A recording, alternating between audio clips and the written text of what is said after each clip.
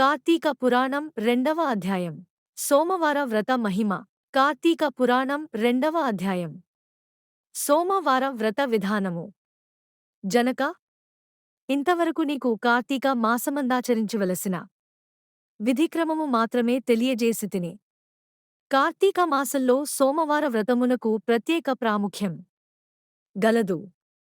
కాన సోమవార వ్రత విధానమును, దాని మహిమను గురించి వివరింతును.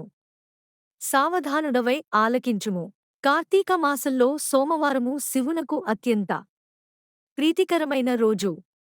ఆ రోజున స్త్రీగాని పురుషుడుగాని ఏ జాతి వారైనా గాని రోజంతయు ఉపవాసముండి నదీ స్నానము చేసి తమ శక్తి కొలది దాన ధర్మములు చేసి నిష్ఠతో శివదేవునకు బిల్వపత్రాలతో పూజాభిషేకము చేసి సాయంకాలము నక్షత్ర దర్శనము చేసిన తరువాత భుజింపవలయును.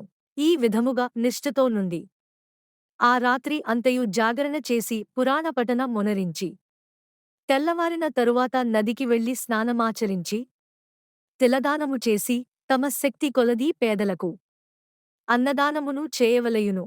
అటుల చేయలేనివారలు కనీసము 3 బ్రాహ్మణులకైనను తృప్తిగా భోజనము పెట్టి తాము భుజించవలయును.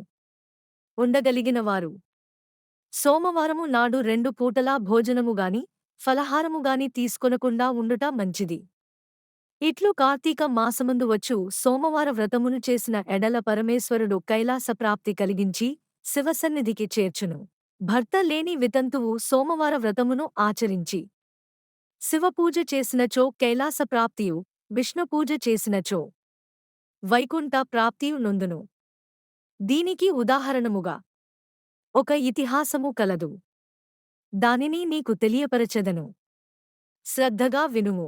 కార్తీక సోమవార ఫలముచే కుక్క కైలాసమందుట పూర్వకాలమున కార్తీక దేశములో ఒక బ్రాహ్మణుడు కలడు.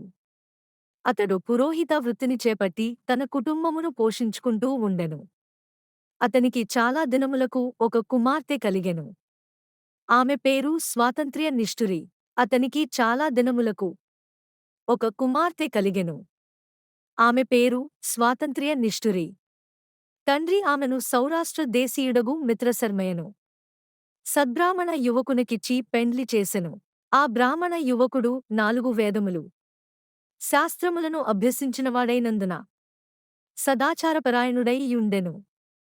అతడు భూతదయ గల్గినవాడు, నిత్య సత్యవాది, నిరంతరము భగవన్నామస్మరణ చేయువాడును అగుటచే లోకులెల్లరూ అతనిని అపర బ్రహ్మ అని కూడా చెప్పుకునుచుండెడివారు.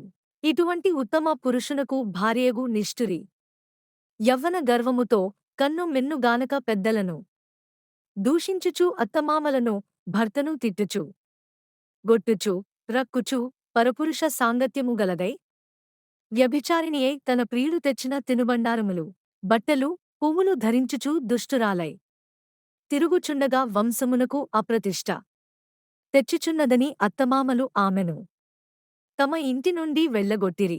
కాని శాంతస్వరూపుడగు ఆమె భర్తకు మాత్రం ఆమె ఎందభిమానము పోక ఆమె ఎంతటి నీచ కార్యములు చేసినను సహించి చీ పొమ్మనక విడువక ఆమె తోడనే కాపురము చేయుచుండెను. కాని చుట్టుప్రక్కల వారా నిష్ఠూరి గయ్యాలి తనమునకేవగించుకుని ఆమెకు కర్కస అనే ఎగతాళి పేరును పెట్టుటచే అది మొదలు అందరూ దానిని కర్కస అనే పిలుస్తుండేవారు. ఇట్లు కొంతకాలము జరిగిన పిదప ఆ కర్కస ఒకనాటి రాత్రి ఏకశయ్యపై తన భర్త గాఢ నిద్రలో ఉన్న సమయము చూసి మెల్లగా లేచి తాళి గట్టిన భర్త ఎన్న విచక్షణగాని దయాదాక్షిణ్యాలుగాని లేక ఒక బండరాతిని తెచ్చి అతని తలపై గట్టిగా కొట్టినది. వెంటనే అతడు చనిపోయెను. ఆ మృతదేహమును ఎవరి సహాయమును అక్కరలేకనే అతి రహస్యంగా దొడ్డిదారిన గొనిపోయి ఊరి చివరనున్న పాడనూతిలో బడవైచి పైన చెత్తచెదారముతో నింపి ఏమీయు ఎరగని దానివలే ఇంటికి వచ్చెను. ఇక తనకు ఏ ఆటంకాలు లేవని ఇక విచ్చలవిడిగా సంచరించుచు తన సౌందర్యమును చూపి ఎందరినో క్రీగంటనే వశపరుచుకుని వారల వ్రతమును పాడుచేసి నానా జాతి పురుషులతోడను రమించుచు వర్ణసంకరురాలయ్యెను గాక పడుచుకన్యలను భర్తలతో కాపురము చేయుచున్న పడుచులను తన మాటలతో చేరదీసి వారికి కూడా దుర్బుద్ధులు నేర్పి పాడుచేసి విటులకు తార్చి ధనార్జన కూడా చేయసాగెను. జనకరాజా, యవ్వన బింకము ఎంతో కాలముండదుగదా. కాలమొక్క రీతిగా నడువదు. క్రమక్రమముగా ఆమెలోని యవ్వనము నశించినది. శరీరమందు మేహ వ్రణములు బయలుదేరినవి. ఆ వ్రణముల నుండి చీము, రక్తము రసి కారుట ప్రారంభమయ్యెను. దానికి తోడు శరీరమంతా కుష్ఠువ్యాధి బయలు దేరి దుర్గంధము వెలువడుచున్నది. దినదినము శరీర పటుత్వము కృశించి కురూపి అయ్యి భయంకర రోగములతో బాధపడుచున్నది. ఆమె యవ్వనములో ఉండగా ఎన్నో విధాల తృప్తి కలిగించిన విటులు ఏ ఒక్కరూ ఇప్పుడు ఆమెను తొంగిచూడరేరి. ఆ పరిసర ప్రాంతానికి వెళ్లిన తమలెటులైనను పలకరించునని ఆ వీధి మొగమైనను చూడకుండిరి. కర్కశ ఇటుల నరక బాధలను అనుభవించుచు పురుగులు పడి కొంతకాలమునకు చనిపోయినది. బ్రతికిన నాళ్ళు ఒక్కనాడైనా పురాణ శ్రవణమైనను చేయని పాపిష్ఠురాలు కదా. చనిపోయిన వెంటనే భయంకరులైన యమ భటులు ఆమెను గొనిపోయి ప్రేతరాజగు యముని సన్నిధిలో నుంచగా యమధర్మరాజు చిత్రగుప్తుల వారిచే ఆమె పాపపుణ్యముల జాబితాను చూపించి, భటులారా, ఈమె పాప చరిత్ర ఇంతింత కాదు. వెంటనే ఈమెను తీసుకెళ్లి ఎర్రగా కాల్చినేను పస్తంభమునకు కట్టిపెట్టుడు అన్యాజ్ఞాపించెను. విటులతో సుఖించినందులకు గాను యమ భటులామెను ఎర్రగా కల్చినేను పస్తంభమును కోగిలించుకోమని చెప్పిరి. భర్తను బండరాతితో కొట్టి చంపినందుకుగాను ఇనుప గదలతో కొట్టిరి. ప్రతివ్రతలను వ్యభిచారిణులుగా చేసినందుకు సలసల కాగు నూనెలో పడవేసిరి. తల్లిదండ్రులకు అత్త మామలకు అపకీర్తి తెచ్చినందులకు సీసము కరిగించి నోటిలోనూ చెవుల్లోనూ పోసి ఇనుప కడ్డీలు కాల్చి వాతలు పెట్టిరి. తుదకు కుంభీపాకమును నరకములో వేగా అందు ఇనుప ముక్కులుగల కాకులు, విషసర్పాలు, తేళ్లు, జరువెలు కుట్టినవి. ఆమె చేసిన పాపములకు ఇటు 7 తరాలవాళ్ళు అటు 7 తరాలవాళ్ళు నరకబాధలు పడుచుండిరి. ఈ ప్రకారముగా నరకబాధలు అనుభవించి కడకు కళింగదేశమున కుక్క జన్మమెత్తి ఆకలి బాధ పడలేక తిరుగుచుండగా కర్రలతో కొట్టువారు కొట్టుచూ, తిట్టువారు తిట్టుచూ, తరుమువారు తరుముచూ ఉండిరి. ఇట్లుండగా ఒకానొకనాడు శ్రోత్రియ బ్రాహ్మణుడు కార్తీక సోమవార వ్రతమాచరించి ఉపవాసముండి సాయంత్రమున నక్షత్ర దర్శనము చేసి బలియన్నము నరుగుపై పెట్టి కాళ్ళు చేతులు కడుగుకునుటకే లోనికేగిన సమయమున ఈ కుక్క వచ్చి ఆ బలి అన్నమును తినెను. ఆ రోజు కార్తీక మాస సోమవారమగుటవలనను కుక్క ఆ రోజంతయు ఉపవాసముతో ఉండుటవలనను శివపూజా పవిత్రస్థానమైన ఆ ఇంట దొరికిన ప్రసాదము తినుటవలనను ఆ శునకమునకు జన్మాంతర జ్ఞానముద్భవించెను. వెంటనే ఆ శునకము, విప్రకులోత్తమా, నన్ను కాపాడుము అని మొరపెట్టుకునెను.